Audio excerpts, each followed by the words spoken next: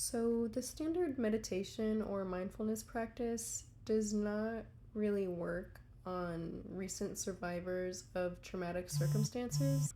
It can often even exacerbate and worsen symptoms, namely flashbacks, which are really intrusive, violating. Worse than a memory, it's your nervous system, your body essentially relives the traumatic memory.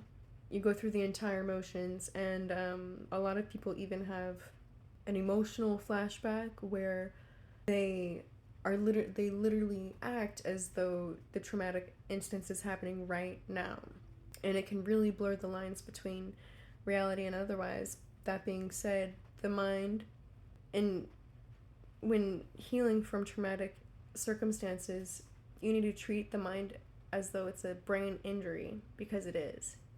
And so, forcing yourself to meditate while you are receiving visceral, violating flashbacks and wondering why it's not working for you or why you're not getting better at it, you actually need to be taken out of your mind and into your body. You need to make your body a safe space and go more somatic.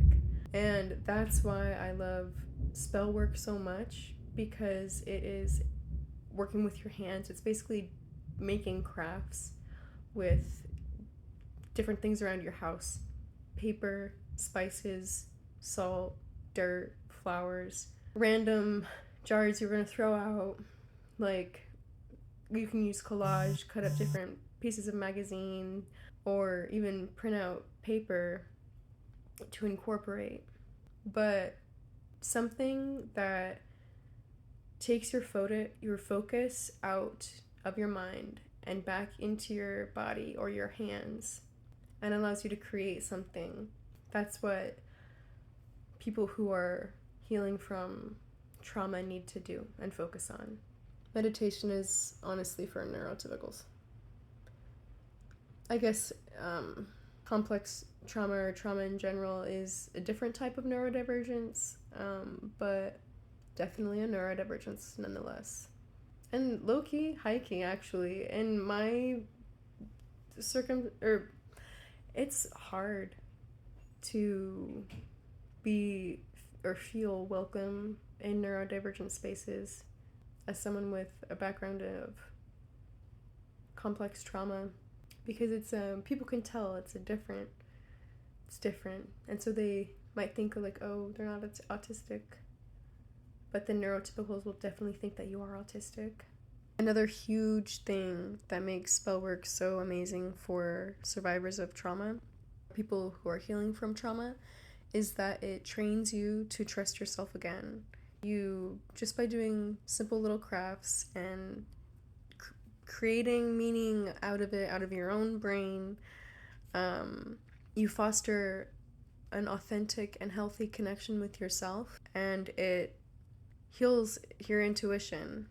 And so that gut feeling when you're healing from trauma can often not necessarily be trusted because of the extremes of the nervous system.